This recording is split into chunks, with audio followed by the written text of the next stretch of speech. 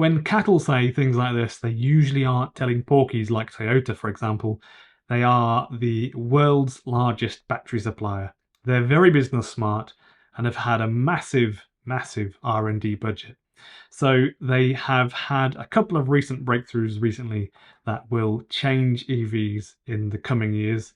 Earlier in the year, they released that they had not just figured out how to almost double the density of batteries that, for example, are going into Teslas, by the way, but also have put them through testing and have now passed all of those tests, so much so that they are going to mass production this year. So they move quick.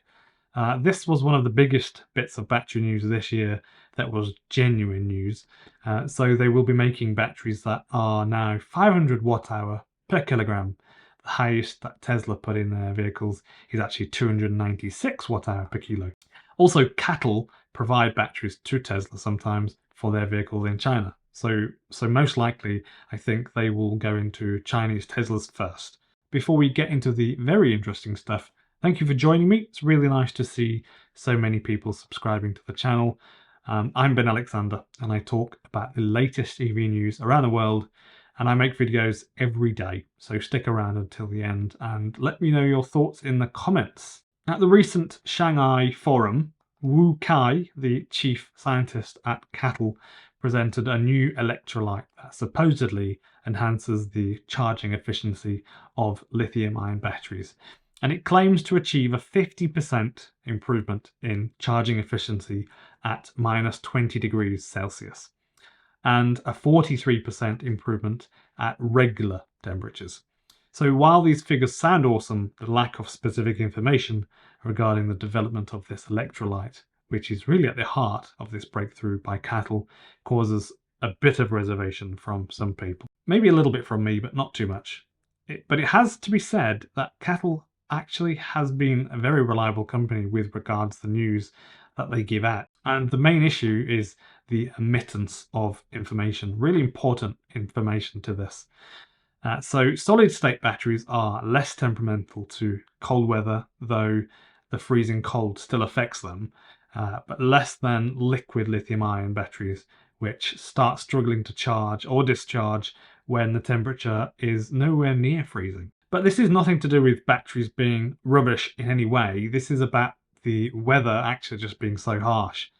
So when it's like minus 20 in Norway, this is a very difficult climate. This is difficult on many things, such as tyres and the paint on the cars, the metal itself on our cars becomes much more brittle. And in the heat, when it's 40 degrees Celsius, that's pretty tragic for the life of just about anything.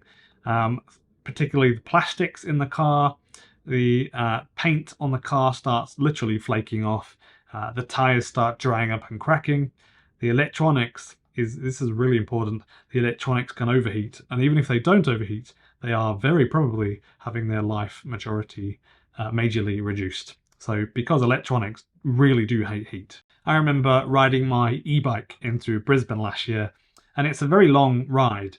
And I was actually going to pick up a new computer, and the phone was mounted on my handlebars.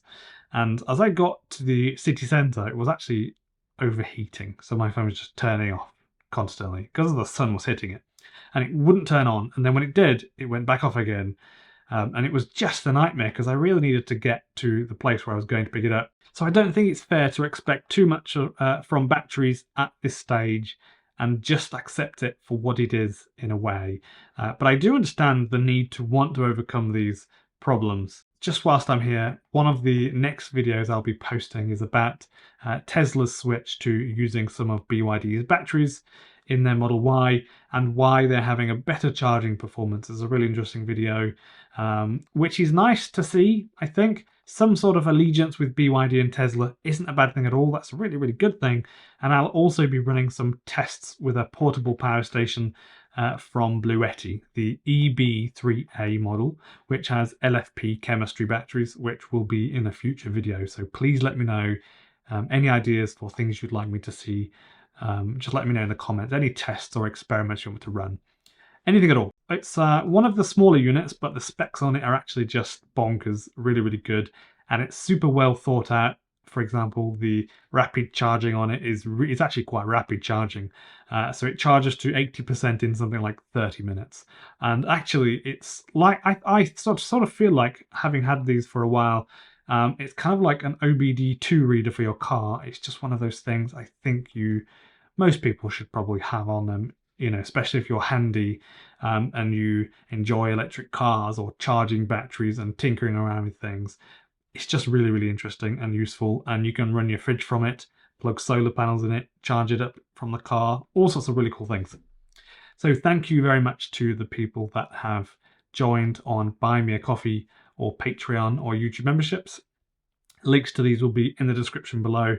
The cheapest and easiest way to help is by simply pressing the like button, and remember to subscribe for daily videos about EV news from around the world. Also, YouTube memberships is about $3 a month, so it's not a huge amount of money.